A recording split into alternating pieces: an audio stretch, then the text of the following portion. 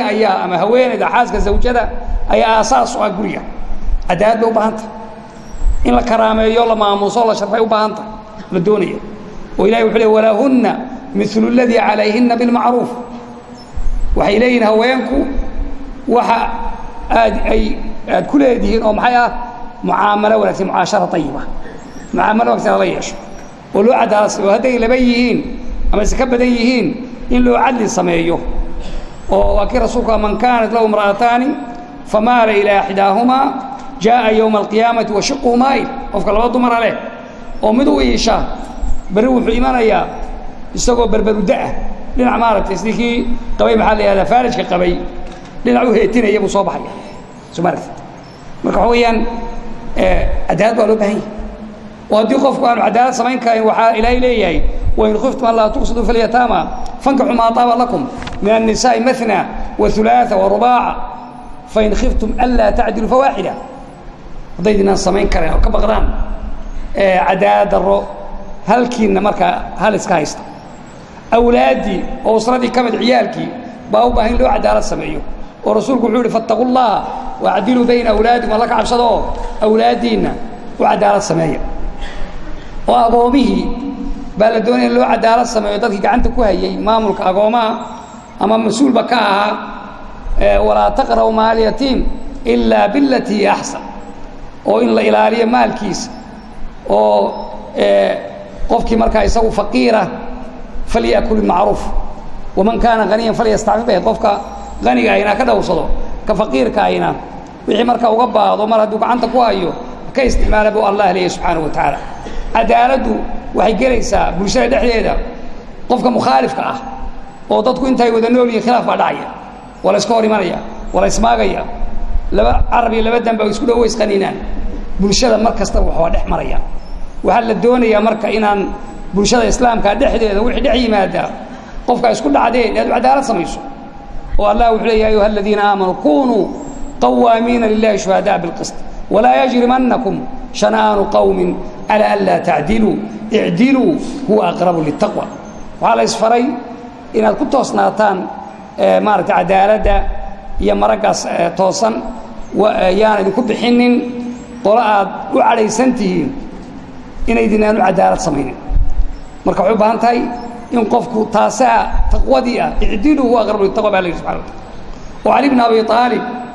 nimankii khawaarijta ahaa ee dadka gaaleysay saxaabadii laayay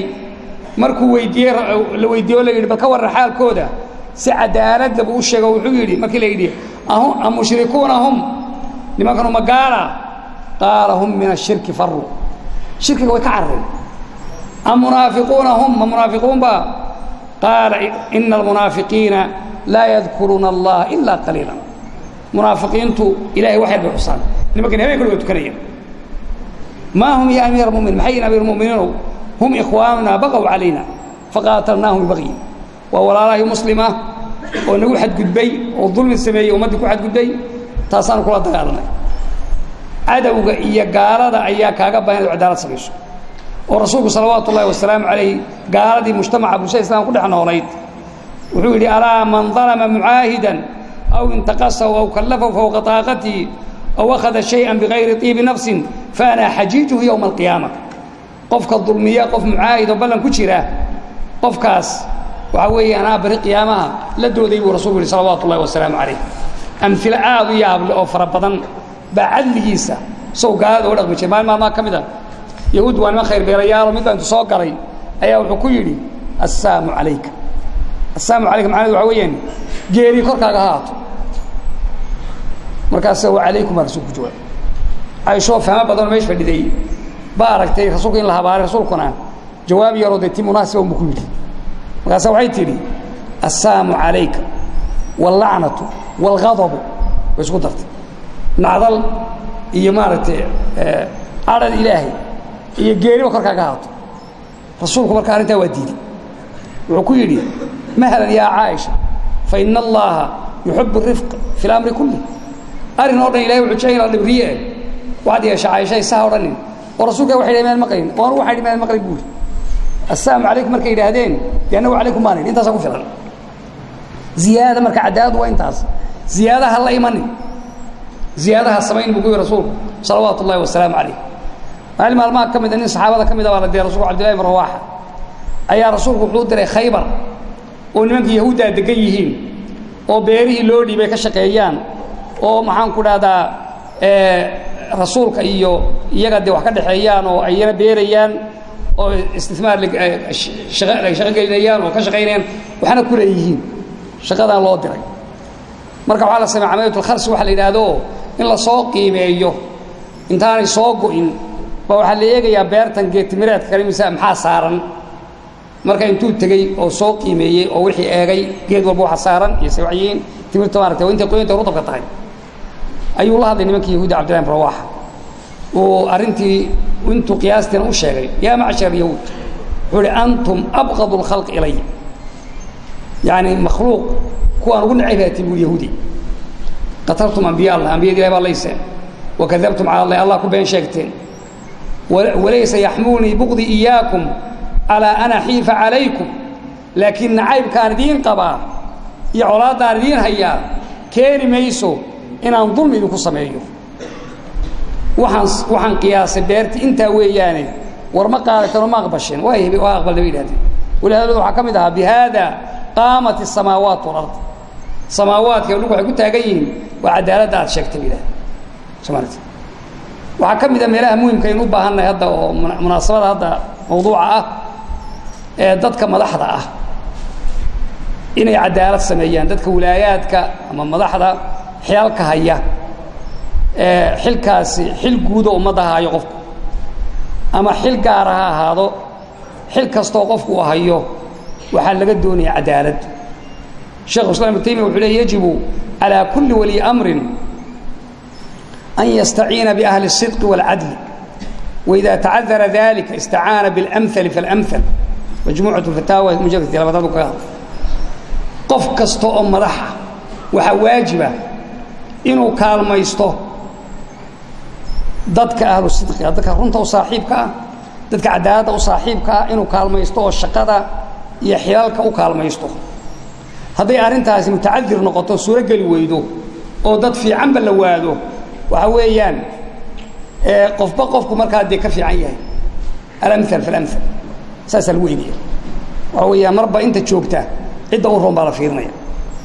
waa qaacida caamka markaa hadii goor lagu dabaqayo marka doonay umadu inay maamul fiican oo cadaalad ku saysan samayso ibn jamaa al-kinani kitabkiisa tahrir al-ahkam fi tadaabir ahli al-islam wuxuu leeyahay ila 10 qodob buu sheegay ninka umada madaxda u ah hogaamiyaha ah oo laga doonayo waxa kamid ah al-adl fi sultani inuu madaxtooyadiisa cadaalad ku sameeyo marka uu ka hadlay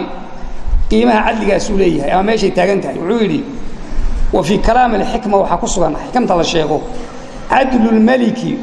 حياة الرعية وروح المملكة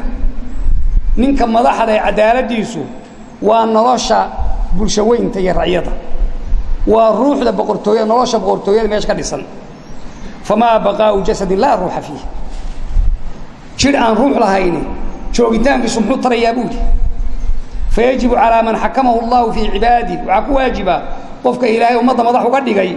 وملكه شيئا من بلاده كل إسلاميال كم يقعن له شيء أن يجعل العدل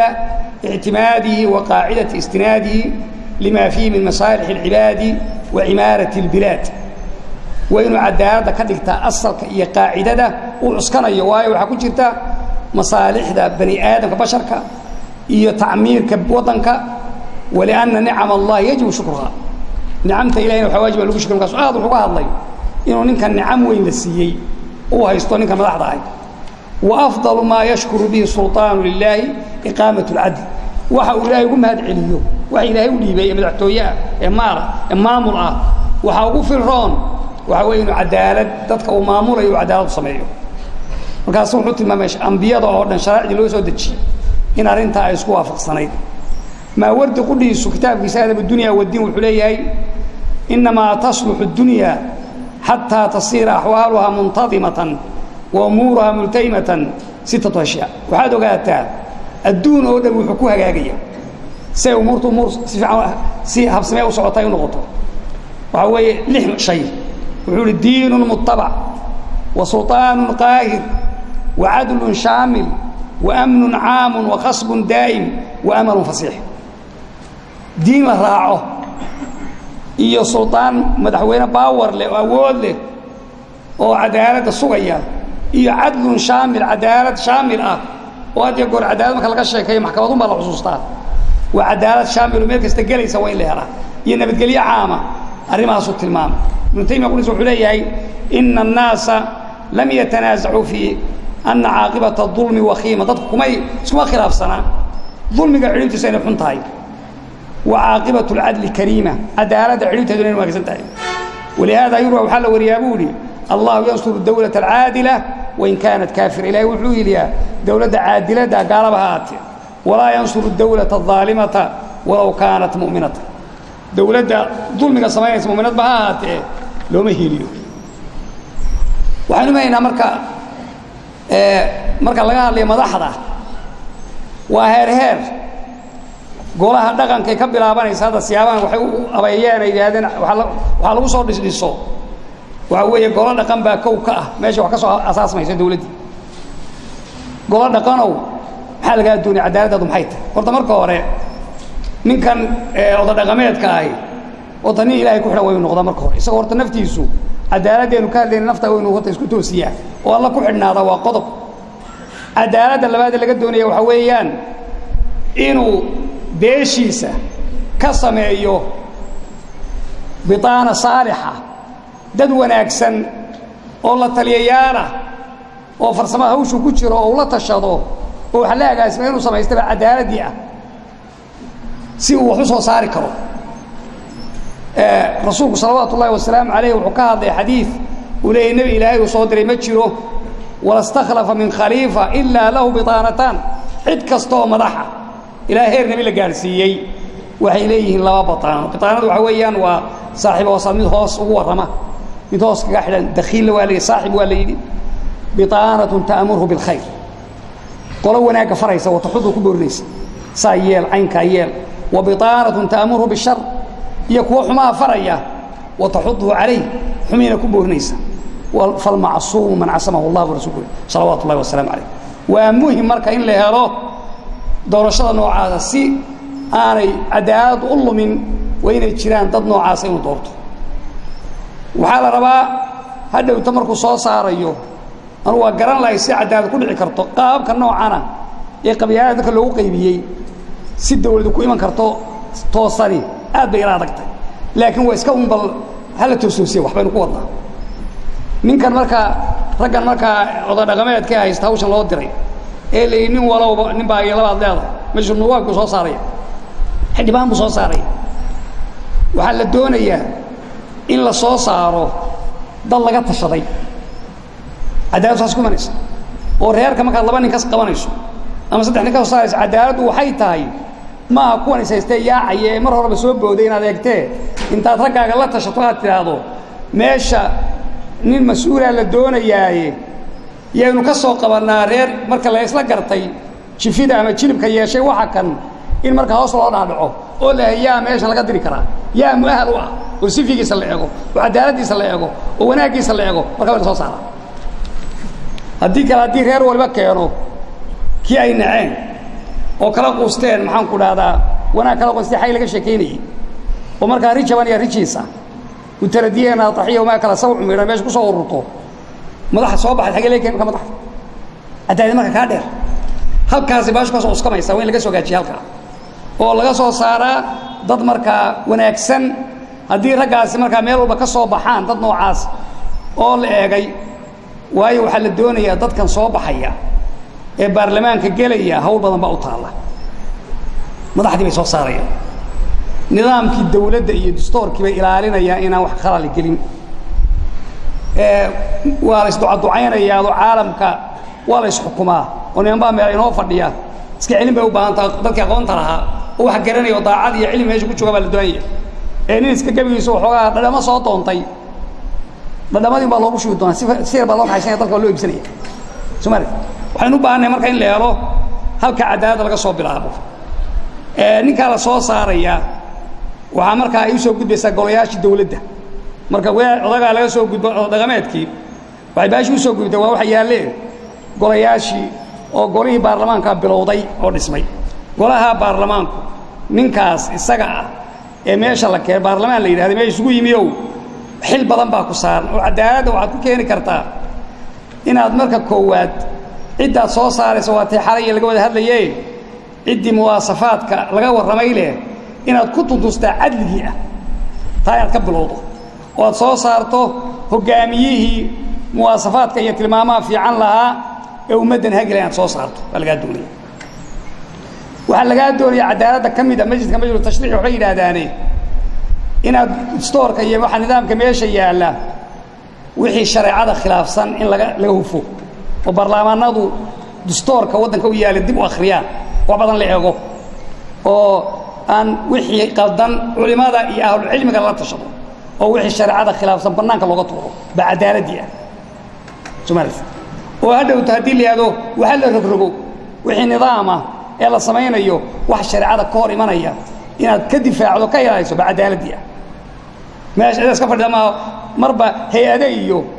dad maxaan ku dhahay meel kale ka yimi intay mashaariic keensadaan baarlamaanka si hoos u sugan marba jabada kooxo waxa lagu soo akhriyo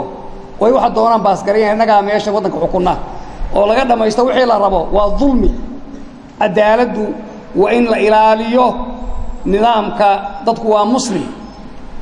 waxa la doonayaa meesha u joogaan oo cadaalad laga doonayaa ay tahay riqaabo iyo ilaalin bay u fadhiyaan shaqadooda waxa kamid ah riqaabo iyo ilaalin xukuumaddu say u shaqeynayso qodobka baarlamaanka wali taagan Soomaaliya oo iyagu sidoodaba mar waxa la majlis nuwaab meelaha qaarkood waxa la majlis shacab meelaha qaarkood majlis wakala isku soo xooriyo macna loo jeedo waxay nimanka kaniisadoodaba shacabka matalaan ila waa kooda dhaqameedka laga soo diray xagga laga soo saaray soo gudin reerka laga soo dhaxsaaray nimankani inaga ina matalayaan dad baa ku dirsado waxa tahay nin wakiil ah dadkii muslimka ku soo dirsaday ee meesha ku keenay ee ku ilaalka noogal oo dawladda yaanay dhacdac sameeyeen oo ummadda ku xad gudbin oo diinteeda yaanay kharibin oo ummadda horumarkeeda yaanay burburin oo khaladimanin oo wax sax oo isha ku hay doorta cilmigeedina waa diyaarata aqoonteedu waa leedahay amaanadeedu waa leedahay saas cadaalad ku noqonaysa marka ilaalintaasna xakana marka laga eegana inaad xasanadan u qaadato sameeyada qaarkood ka dhacaysa meel laga yar faa'iideysto ama danihiisa gaarka ku ilaashado mashaariic isaga iska furan ninka meesha baarlamaanka fadhiya oo aad iska arkay meesha dagaal muqaadaya marba mooshin buu soo kicinaya marba qodob dhabar ka taabanaysa oo in wixii xilkii la saaray uu soo doono ugu dhoobaystay iyo dalkii burburiyana waa ifsaad marka waa in dadku ay shaqadooda yaqaaniin cadli baa la doonaya cadaaladu marka waxay noqonaysaa in shaqadaada sida sax ah ee sharci waafaqsan loo shaqeeyo golayaashu iska badan waxa ku xigaya golaha maaragtay tanfiidka yiraahdo tanfiidi oo la soo saarayo madaxweynihii iyo maxaliyada wasiiradii dawladda waa dawladii ee marka qawana iyana cadaalad baa laga doonaya oo markastaba ninka madaxda ah ee dalka haya waxa waajib ku ah ikhtiyaaru aslah wasiirka uu magacaabayo ee uu leeyahay wasiir hebel buu magacaabay oo cid uu meel u dhiibaya jiga u dhiibaya ninban ninku kaga fiican yahay inuu dhiibo oo baali qabiil bay iska socdaan reebel baa maanta kaale si loo reelku wana daba socdo markastaba way reebelka barinta laga gudbayo wayn ay jidaa wax la macaayir loo eegayo iyo waxyaabo lagu eegayo oo la ilaalinayo oo cidii laga waado deelaleeyahay la ka reebayo oo uu tashado oo shuuradii iyo sifaadkii inuu tashado kala tashado yaa meesha munaasib ku ah yaa hawsha inoo qaban kara yaa ka soo bixi kara arrintaas waa rimida haddii kale cadaalad ma sameeyo oo waxaa rabaa inuu ku cadaalad sameeyo wixii dakhli dawladda soo galaya amwaal ah si loogu talagalay inuu ilaaliyo oo taqsiimkeeda iyo bajetyada la diyaarinayo si cadli loo diyaariyo wanaagsan waxyaaba laga doonay oo mashaariicda imanaya ee dadku bulshadu ay qaadanayso in laga cadaalad sameeyo oo ma naas nuujin iyo qolo gaar in la siiyee waa in macaayirtii loo dejiyey lagu baratamaa oo si cadaalad leh loo helaa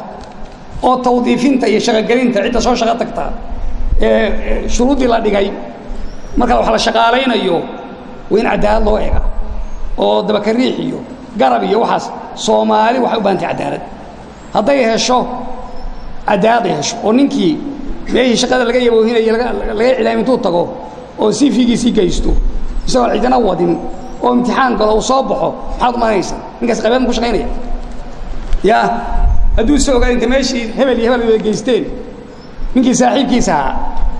oo isagana halkan dee ninka meesha ka shaqeynaya wasiirka iyo baba in adeerkiisa oo dhabarka laga tahay hel iyo heer baa helay ninkaas meesha dee rag baa in joogay soo maaha hawar baa isku dhaaftay daan habeertii keenin buudi meesha waxay la tahay dee wuxuu noqonayaa anna dee wasiirka maalintaan helo tolaamba meesha iga dhacday maalintaanna helo bal waaya uqadkaas weligeed bijiyay dad haysta weyn waxay u baahan tahay cadli baa ummadani ku filan oo qabyaalada ka saari kara in qofku wuxuu dalbaday si xaq u raadiyay in si xaq u helo oo daacadnimo dadka xafiisyada fadhiya wasiirada ah ama shaqada bixinaya in ilaahay waa baqaan oo cadaalad sameeyay baa la doonaya wax fara badan baa soo galaya oo min xadaraasada la bixinaya kamida way fara badan tahay hawluhu waxa maaray soo galaya fara badan waxa kamida oo muhiim ah shaqaalaha shaqeynaya in xaqooda la siiyo wixii shaqaalaha in xaqooda la dayicin oo lagu takrifay maalkooda oo waxay xaq u leeyihiin la ilaaliyo oo rasuulku sallallahu alayhi wasallam xadiis wuxuu ku leeyahay a'tul ajira ajrahu qabla an yajif araqa wa qofka maxaan ku leeyahay shaqaalaha ah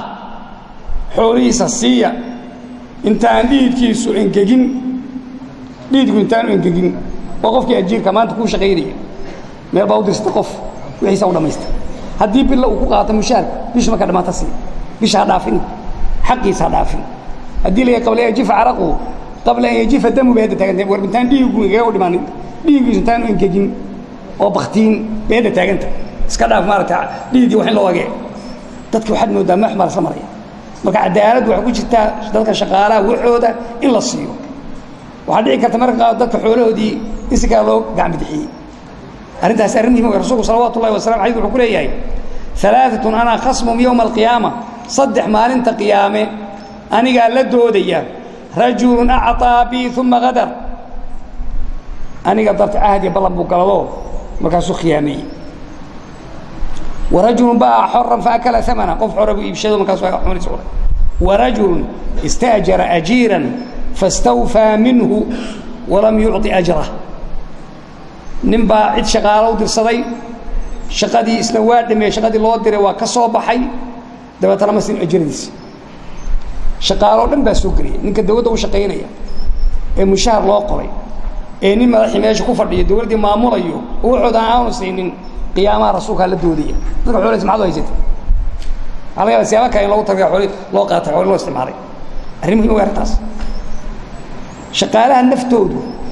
cadaalad waxay ka soo galayeen qof waliba qofkii meel loo diray ee shaqaaya inuu shaqadiisii la u fuliyo oo saacad uu shaqeynay fuliyo hadii kale xaraam buu cunaya hadii kale waa dhaalim wayn xilliga lagu talagaad shaqeysa wayn shaqadiisii hab sameeyay u fulisaa aad gudataa waxyaabaha la doonay in la yimaado waxa kamida oo muhiim ah golayaasha waxa kamida golaha garsoorka iyo cadaaladda oo meelaha ugu muhiimsan in loo cayimo dadka qadaha ka bixi kara oo aqoonteedii leh oo cadaaladii leh in la raadiyo la tababaro la soo saaro waa meesha ka dhimatay oo maxkamadu di cadaalad laga doonaya inna anzalna ila kitab alhaq litahkuma bayna nas ma araka allah ولا تكون الخائن خصيم بالله سبحانه وتعالى وعدالته رسول صلى الله عليه وسلم عليه مرضي محكمة التاغن yahay dadku maxkamada waa wada simay adliga gabadh reer bani maqsuum oo quraysh qabaylkeedii kamid ah ayaa waxay tuulo u keenay markaas